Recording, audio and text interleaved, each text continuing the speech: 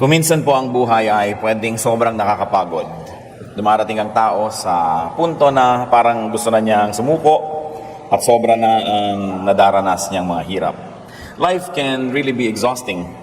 In Elijah's life, as recorded in 1 Kings, sabi niya sa Panginoon, "I have had enough, Lord." He said, "Take my life." At si Elijah na ito, prophet, at hindi lang basta prophet, isa sa mga talagang kinikilala, sinasaluduhan natin, sapagkat napakadakila ng mga bagay ang ginawa ng Panginoon sa pamamagitan niya. Subalit siya man ay dumating sa punto na parang hindi na niya kaya pang ipagpatuloy ang buhay at hinihingin sa Diyos wakasan ang buhay niya. Ito po ang ating pag-aaral upang mabigyan tayo ng lakas kung dumarating ang mga panahon ng panghihina. When life becomes tiring, kung sobra nang nakakapagod ang buhay. Aming Diyos, salamat po dahil kayo'y Diyos na dakila, mapagmahal, mapagpatawad. Pinagdiriwang namin ang kabutihan niyo sa aming buhay. Linisin niyo kami, Panginoon, punan niyo po ang aming mga kakulangan. At nawa, punuin niyo kami ngayon ng inyong Espiritu. Matuto kami sa kayang unawain ng isip at lampas pa dyan, unawain ng Espiritu, Panginoon. Yan ang nais namin. Nawa ang Espiritu may makipag-isa sa amin at maunawa namin kayo sa maraming paraan. Be our speaker, O Father. Quiet our hearts, still us, make us feel your presence. Teach us to enjoy your presence. Reveal yourself to us. Father, we pray that you will be speaking powerfully, that your message will come only from you, and that you will use only your servant as your footstool. Deal with us, teach us, lead us. In the name of Jesus, our teacher, we pray. When life becomes tiring, what do? Pag sobrang nakakapagod ang buhay, dapat munang mag-isip-isip. And life can be made tiring by wear and tear, by sameness. Pag dumarating po sa panahon na parang tayo nagsasawa, napapagod, nawawala ng excitement sa buhay, maaaring pag-aralan natin kung bakit. At isa dyan, maaaring natin makita paulit-ulit pala ang mga bagay na nakakapagod. Same problems over and over again. Yung problema nyo sa nanay nyo, sa kapatid nyo, sa asawa, sa kapitbahay, sa co-worker, yun at yun pa rin. Same weaknesses, same failures that keep manifesting over and over. And then same non-eventness of buhay, of life. Yung non-event, wala namang nangyayaring kakaiba, yun na lang nang yun, wala namang nakaka-excite, parang pag umaga, naghihintay ka ng gabi, sa gabi, naghihintay ka ng umaga, paulit-ulit, yun na lang ba yun? Same non-excitement, same boredom, and sometimes same meaninglessness. It can happen in our life. Probably our sorrow, our lack of energy can come from same thoughts, same fears, same doubts. Yung kinakatakutan natin 10 years ago, yung pa rin ngayon. Yung mga pinagdududahan natin noon, yun pa rin. At yung mga pinag-iisip natin noon, paraan ng pag-iisip, takbo ng ating isip, yun at yun pa rin. Therefore, there are the same patterns, same routine, and same mechanical existence that make life tedious. Nakakapagod ang paulit-ulit na wala namang bagong nangyayari. So, we must never forget that while life can be made tiring by sameness, the same life can be made exciting and stimulating by change. Kung sobra tayong napapagod sa buhay, mag-isip tayo, meron akong kailangang palitan. Sapagkat may himalang nangyayari pag merong napapalitan. If you don't like the sum total of what you are doing, change the equation. Kailangan palitin yung mga inilalagay na elemento.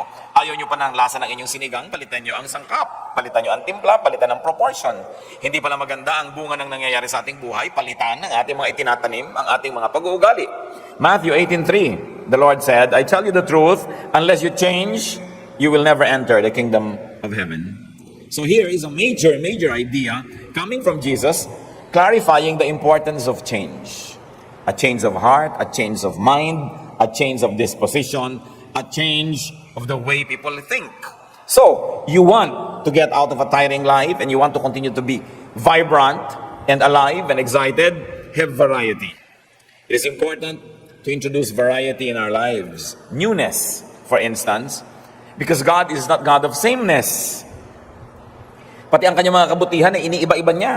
Lamentations 3:22 and 23, the Lord's compassions are new every morning. The Lord doesn't just recycle His old compassions. May bagong mukha, may bagong korte, may bagong kulay, may bagong hugis, may bagong tunog ang kanyang mga kabutihan sa atin. At araw-araw may bago. Sa ating pong buhay ba, may bago. If we have become creatures of habit, gagising kayo ng ganong oras, iinom kayo ng ganitong kape, maliligo kayo ng ganong kahaba, gagamit kayo ng ganitong sabon, at isusot nyo yung ganitong damit, at gagawin nyo yung ganitong bagay, araw-araw, linggo-linggo, buwan-buwan. Hindi po katakataka kung mapagod tayo sa buhay, kahit wala namang dapat ikapagod. But God is God of variety. In fact, creation was replete with connotations of variety. Nung nilikha ng Diyos ang mundo, ang unang-unang bumulaga sa atin na isa sa mga katangian ng Diyos ay gusto niya maraming pagkakaiba-iba. Tao lang nga una nilikha taong ganun, pagkatapos mamaya pinatulog ulit, ginawang babae at lalaki para magkaroon ng pagkakaiba. Yun agad ang unang ginawa ng Panginoon sa kanyang creation, ang unang niyang ginawa na revision, nagkaroon ng change yung personality ng tao.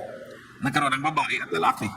Genesis 1:11, let the land produce vegetation according to their various kinds. So hindi lang isang uri ng halaman, ang daming uri ng halaman. At sa magkakamag-anak na halaman, ang dami pang iba't ibang uri. Kaya kahit okra, hindi magkakamuka. Iba-iba pa ang pagka-okra, iba't iba pa ang pagka-bougainvillea, iba't iba pa ang pagkamangga. May manggang piko, may manggang kalabaw, may manggang Cambodian, merong kung ano-ano. Kasi ang gusto ng Diyos, iba-iba. Genesis 1:21, God created the great creatures of the sea and every living and moving thing with which the water teems, according to their kinds, and every winged bird according to its kind. So meron pang mga nilalang na nasa tubig, nasa lupa, nasa himpapawid, at meron pwedeng nasa himpapawid at lupa, nasa tubig at lupa, maraming mga variety. Genesis 1:25, God made the wild animals according to their kinds, the livestock according to their kinds, and all the creatures that move along the ground according to their kinds. So have many kinds. Kayo rin po sa buhay. Kumisan pati yung sapin sa kama, 10 taon na, yun na rin ang yun The same punda, the same everything. Tapos nagtataka pa kung bakit parang walang kulay ang buhay. Di ba maganda naman na meron tayong mga pantakip sa kama na hindi naman kailangan maging mahal ito Na pang Pasko yung kulay. Meron pang Independence Day, red, white, and blue, nakahiga kayo sa watawat. Meron kayo halimbawang pang Holy Week, puro mga violet. Pwede kayong gumawa ng pang February, may mga puso-puso. It adds variety to life.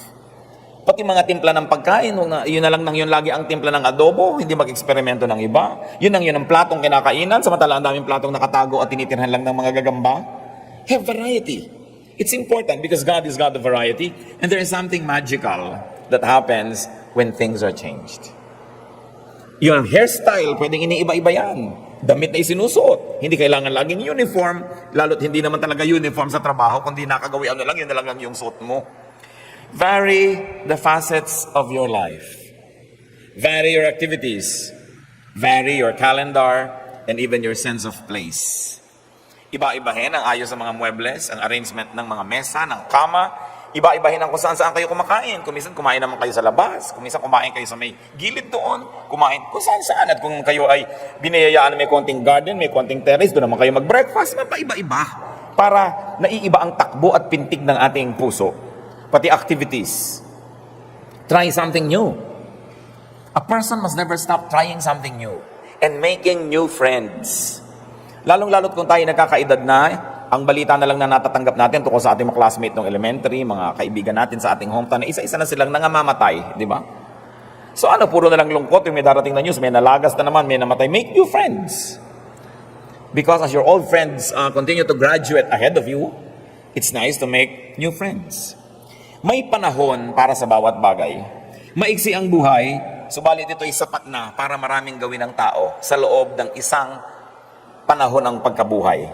Ecclesiastes 3:1, there is a time for everything and a season for every activity under heaven.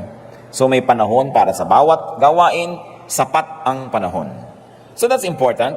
So make life exciting by changing some things, by variety. Make life exciting by renewal. Ba't may nire-renew? Binabago. Sabi nga po sa 2 Corinthians 3:18, we are being transformed with ever-increasing glory. So even our spirituality is being transformed every time. It's never the same. It's never the same. Because you are never in the same place ever again.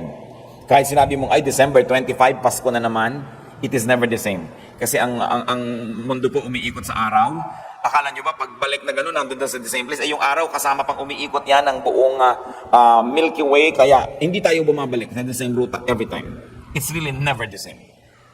So bakit kailangan maging magkakamukha ang lahat? Kaya rin kung minsan sa spirituality, yung mga iba nawawala na ng gana, ito na lang ba? Kasi wala namang bagong bago. Wala namang bagong verse na namememorya at napag-aaralan. Wala namang bagong doktrinang naririnig. At wala namang pagbabago ang attitude niya tungkol sa mga doktrina. Alam niyo po, yung mga paniniwala natin sa Panginoon, yung degree ng pagkaunawa natin sa Biblia, yung lalim, taas ng ating pagkaintindi dyan, paiba-iba yan. Hindi pwede na 5-10 years ago, yung stand nyo, ganun pa rin ngayon. Ibig sabihin, wala man lang na bago. Either you were already perfect 10 years ago, that's why you need not have to change up to now, or you really never even attempted to grow deeper. Hindi natin kayang ubusin ang Diyos. Hindi natin kayang ubusin ang kanyang karunungan, ang kanyang mga katuruan, kaya dapat lagi tayong may bagong pinag-aaralan at huwag tayong matakot kuminsan na magpalit ng pananaw. Kasi nung una, childish pa lang tayo sa pananalig, bata pa lang tayo, ang alam lang natin kung anong sinasabi ng pastor, kung anong sinasabi ng teacher, kung anong sinasabi ng libro. But there comes a time when you must have a one-on-one with God and you begin to understand Him in a very personal way. That's why I encourage people to develop personal spirituality so that sky's the limit with the way how God would deal with you.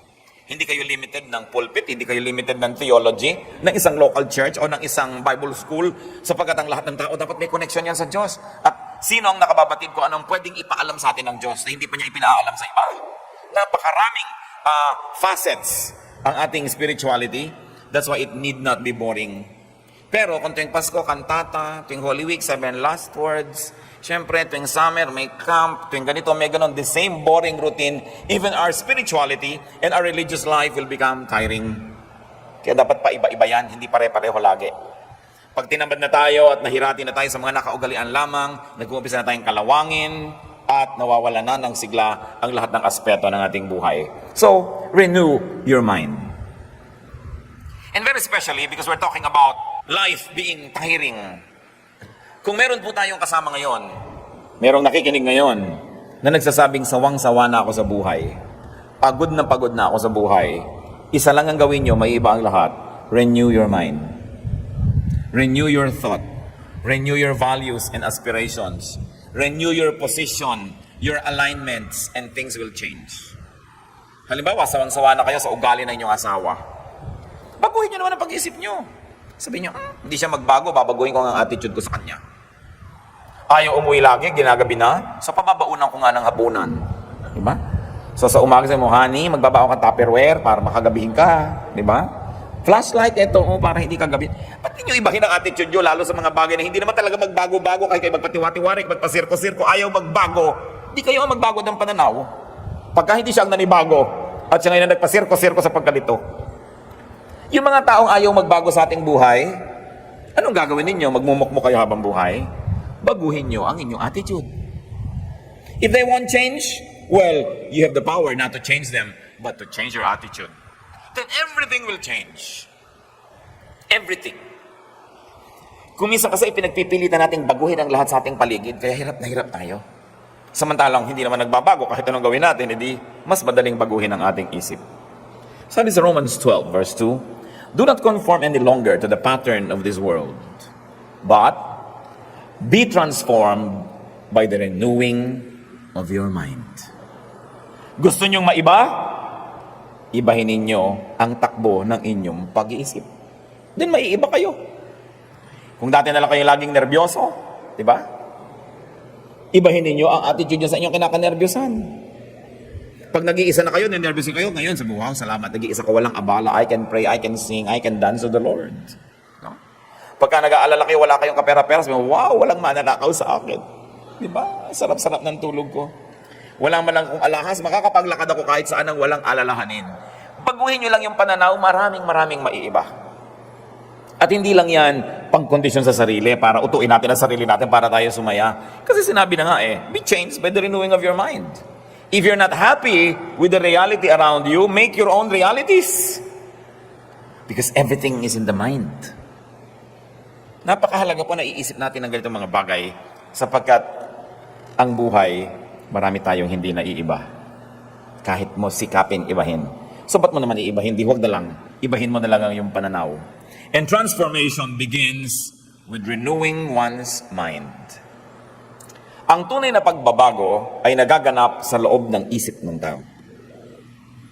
Begin changing things by changing the way you think. Renew what goes in your mind and you will definitely renew what goes out of it. So renew your mind. Ano po mga kapatid ang pinoproblema niyong napakatagal na? Hindi niyo naman malutas.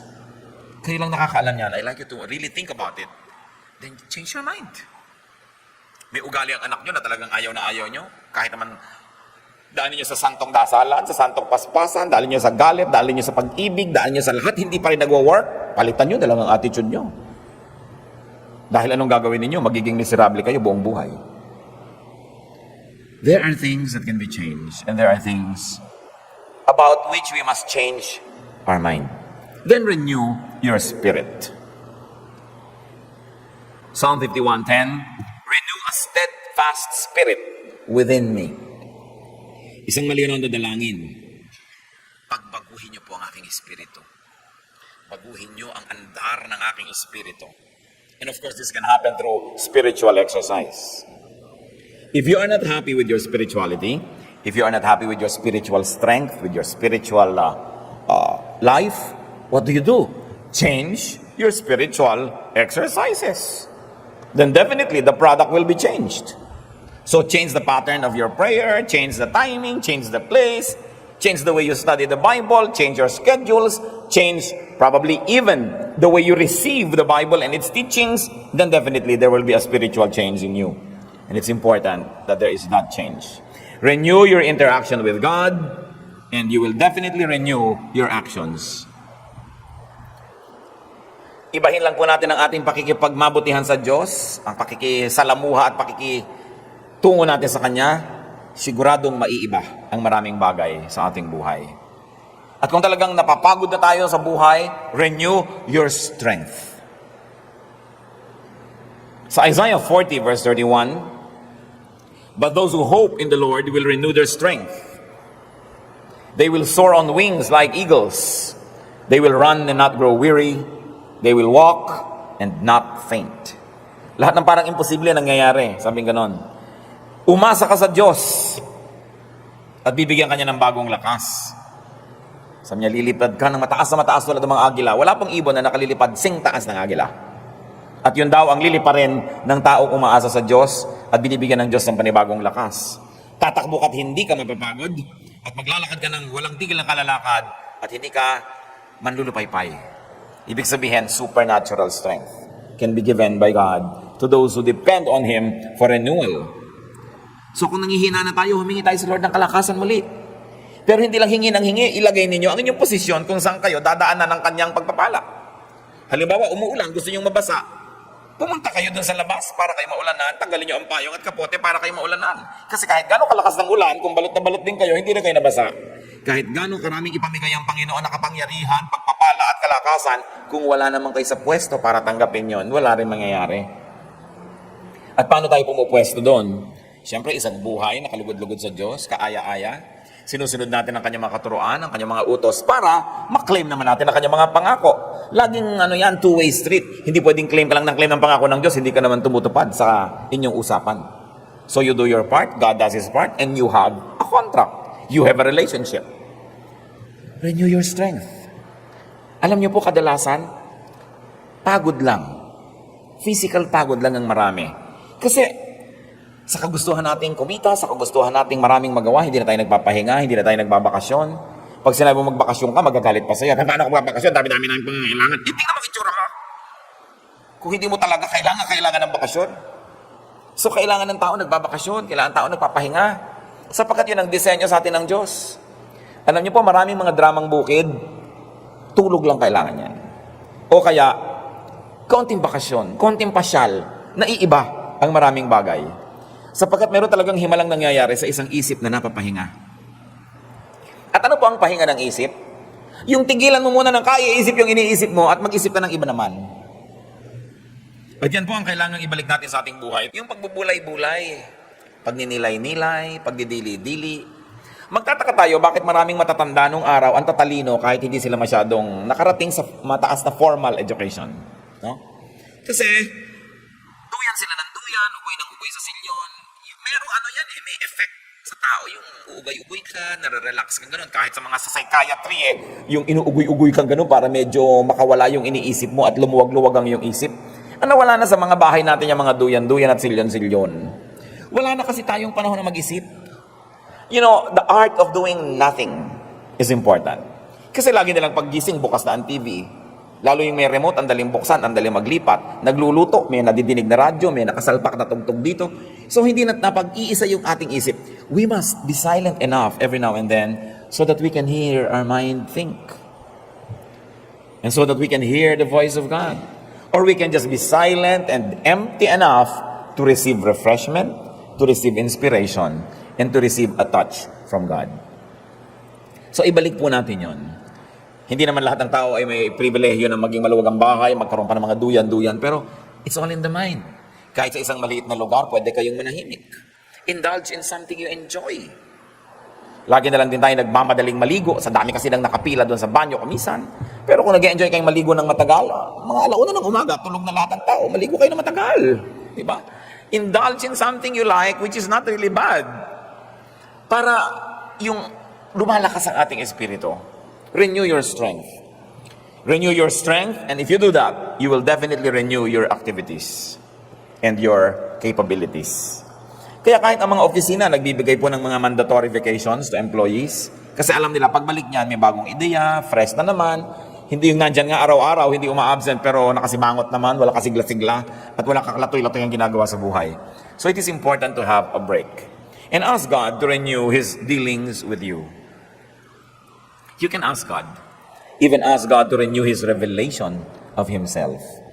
Pwede naman natin hingin Lord, magpakilala naman po kayo sa akin ng bago tungkol sa inyo. Yung hindi ko naman kayang ubusin ang pwedeng malaman tungkol sa inyo. So, teach me more. Open my eyes. Reveal yourself to me. Lamentations 5:21, restore us to yourself, O Lord, that we may return. Renew our days as of old. So, ibalik niyo po yung mga dati, yung mga magagandang dealings nyo noon, pakiulit nyo naman. Ibalik nyo kami sa inyo, at kami na may makakabalik para may panibago tayong relasyon. Merong chapter 2, chapter 3 ng ating magandang pakikitungo sa isa't isa. Ask God to do that. And very importantly, renew your youth. Yung kabataan, renew your disposition and attitude. May attitude kasi tayo, matanda na ako, hindi na bagay sa akin yan. Sino naman ang may sabi? Pag hindi pinagbabawal ng Biblia, hindi naman masama. Meron kasi tayong mga impositions that we place and really enforce in our own lives. Na hindi ko pwedeng gawin yan, hindi ko pwedeng gawin yan. Siguro dapat tayong medyo mag-review ng ganyan mga bagay. If God doesn't prohibit it, it's not bad to do it. Makalaya-laya tayo, napakaraming bakod na kumukulong sa espiritu ng tao. Kaya sikip na siya, at inis na, at hindi na siya makapamuhay nung talagang gusto niyang mangyari. Mag-identify tayo mga kapatid kung ano yung mga bakod na hindi naman dapat nandyan. Mga, hindi ko to pwedeng gawin. Ayoko ng ganyang hairstyle kasi hindi pwede sa akin. Yung puro self-denial, samantalang hindi naman Diyos ang nagbabawal ng ganung mga bagay. Enjoy more freedoms in God. Enjoy life more. Sabi ni Lord sa John 10:10, I came that they might have life and have it to the full. Have it abundantly. And that is, of course, open to many, many applications. What it means to have an abundant and a full life. So renew your youth. Psalm 103 verses 2 and 5, praise the Lord, O my soul, and forget not all His benefits, who satisfies your desires with good things, so that your youth is renewed like the eagles. Ginawa po dito na talinghanga yung agila sa pagbabagong anyo, sa pagiging bata muli. Interestingly, ang mga eagles po ay talagang nag-iedad dyan ang talagang matanda. Humahaba talaga ang buhay ng mga agila. Huwag mo lang barilin at saltik-saltikin at huwag mo lang kalbuhin yung gubat na tinitirahan niya. Hahaba ang kanyang buhay. Pero pag tumatanda na ang kanyang itsura, alam niyo po ba na nalulugo ng kanyang balat, ang kanyang balahibo? Nasa oras na yun, parang ang pangit niya dahil kalbo at tanggal-tanggal, hindi pantay-pantay. At pagkatapos yung kanyang tuka, ay biglang parang lumuluma, parang ngipin na maluwag. At itutuka niya, tatanggal. Pero may tutubong bago. At pagkatapos may lalabas ang mga bagong balahibo. Pag nakita mo itong agila na to that was renewed, akala mo iba. Pero siya pa rin yun. Kaya sinabi dito, the Lord satisfies your desires with good things, so that your youth is renewed like the eagles. Kaya ginawa siya na example. Na pwedeng-pwede, na kahit may edad na tayo, magkaroon pa rin tayo ng anyo, ng lakas, sigla, pananabik sa buhay, na parang para lang sa mga bata. Hindi yung pagka tayo po ay nagkaedad na, parang inaantay mo na lang tawagin ka ng lupa. Kailangan meron tayong mga proyekto, meron tayong mga excitement, meron pa tayong mga inaasahang mangyayari para ang buhay patuloy na maging kasiyasiya. All in all, it's really just about changing the way we think. When life becomes tiring, you need a change of scenery. You need a change of pace. Kung mabilis, magbagal. Kung mabagal, bilisan. You need a change of focus and point of view. It's all a matter of point of view. Maraming mga bagay, pareho lang yan, pero iba ang pananaw ng iba't ibang tao, kaya ang iba't ibang tao, iba't iba ang nararamdaman tungkol sa bagay na yon. Pag umuulan at ayaw mo ng ulan, malungkot ka. Pero yung natutuwa sa ulan, masaya. So bakit hindi mo turuan ng sarili mo na bawasan ang ayaw mo sa buhay para nababawasan ang iyong mga kalungkutan? Ayaw mo pala sa ulan, turuan mo ang sarili mo na mahalin ang ulan at magustuhan yan talaga. Para tuwing umuulan, hindi ka kailangang malungkot kasi whether you're happy or sad, it will rain. That will not change, but you can change your attitude. Alam niyo po yung mga taong maraming ayaw, maraming hindi pwede, maraming kasalanan, mahirap sumaya. Ayaw pang mahiga kung ganito ang sapin, ayaw pang kumain kung gano'n ang kutsara, ayaw pang umupo kung gano'n ang silya. Ang dami-dami niyong hindi may enjoy sa buhay. That's why, to be happy in life, it's better to be easy. Just be easy. We don't mean morally easy, ha? Pero yung easy lang. Kung ano nandyan, sige. Bawasan po natin ang mga ayaw natin. Kasi yung mga ayaw, it's only in the mind, eh. You are only conditioned to like something or to dislike something. But then, through discipline, you say, papalitan ko ang attitude ko. Iibahin ko. Lalong-lalo sa mga bagay na hindi ko naman kayang ibahin. Ang iibahin ko na lang yung isip ko. Katulad ng traffic, you get caught in the traffic. Ang daming tao umiinit ang ulo sobra sa traffic. What can you do? You say, wow, mabuti na lang. Hindi kami mag-overspeed. Walang mamamatay sa banggaan. Kasi alam nyo, ang daming namamatay sa banggaan at aksidente pag maluwag ang kalsada. At lalo't hindi naman kayo nagmamaneho, o di pwede ang dami nyo pwedeng ibang gawin, mag-isip, manalangin. Ba't di kayo magdala ng ganchilyo? Diba? Kung ano magawa nyo sa buhay, ang dami mga tao nakakapagtaka, inuubos ang panahon sa pagiging inip, ang dami-daming pwedeng gawin, pwede kang may madalang magawa sa buhay. So, it's an attitude. If what exhausts you cannot be changed, just change your mind about it. Because God, anyway, is God of change. God can help you if you're tired. But you also have to see what you can do as a human being. See, change your scenery, change your pace and speed, change your attitude, and it's impossible not to be happier in life. Aming Diyos, kami po ay nagpapasuri sa inyo, lalong-lalo kami mga kasama kami ngayon na napapagod. Pagod na, paulit-ulit na problema, paulit-ulit na mga pahirap, paulit-ulit na mga bagay na hindi natuloy nagbibigay ng kasiyahan. Sa mga kapatid na nakalampas na dito at nakaraan na, salamat Panginoon sa iyong naging biyaya. Sa mga kapatid na ngayon ay dumaraan sa ganitong hirap, nawa Panginoon, maging pagpapala ang pagbubulay-bulay na ito. Na matuto kaming palitan ng maraming bagay upang maiba ang wakas ng aming mga ginagawa. At Panginoon, kung darating pa sa ibang mga kapatid ang ganitong hirap sa buhay na parang wala nang kahulugan ng buhay at gusto nang bumaba at ayaw nang makisali pa, nawa ipaalala mo ang mga katuruang ito. Palakasin mo ang aming isip. At sa maraming mga kapatid, Panginoon, na hindi naman sila sobrang pagod, hindi naman gustong wakasan ang buhay, hindi naman pagod na pagod, ituro mo sa amin na maging matulungin sa aming mga kapatid, na magbukas ang aming mata, ang aming tainga, that we can be sensitive. Probably to our own spouse, our own parent, our own child, our own brother or sister, friend, who may be suffering, who may be tired. Turuan mo kami, Panginoon, to minister to them so that we can become channels of blessings. Ituro mo sa amin, Panginoon, kung paano makakatulong sa mga lubos sa mga nabibigatan sa kanilang buhay. Magbulay-bulay tayo mga kapatid, manalangin ng taimtim at tahimik sa ating kinalalagyan, yumuko tayo sa presensya ng Diyos Hilingin natin sa Kanya kung anong malinaw na mensahe para sa bawat isa sa atin. Sa mga kahirapan, ano ang pahirap sa buhay na pwede nating palitan? Oras sa pinalitan lang natin ang ating attitude. Paglinawin ang ng Panginoon ang ating isip. At ang lalo pang lumaki ang posibilidad na magkaroon ng kahulugan, kasiyahan ang ating buhay. Kalooban ng Panginoon na tayo maging masaya, maging maayos ang ating buhay, at maging makabuluhan. Manahimik sa ilang saglit at makinig sa tinig ng Espiritu kung ano ang personal na mensahe sa atin ng Diyos.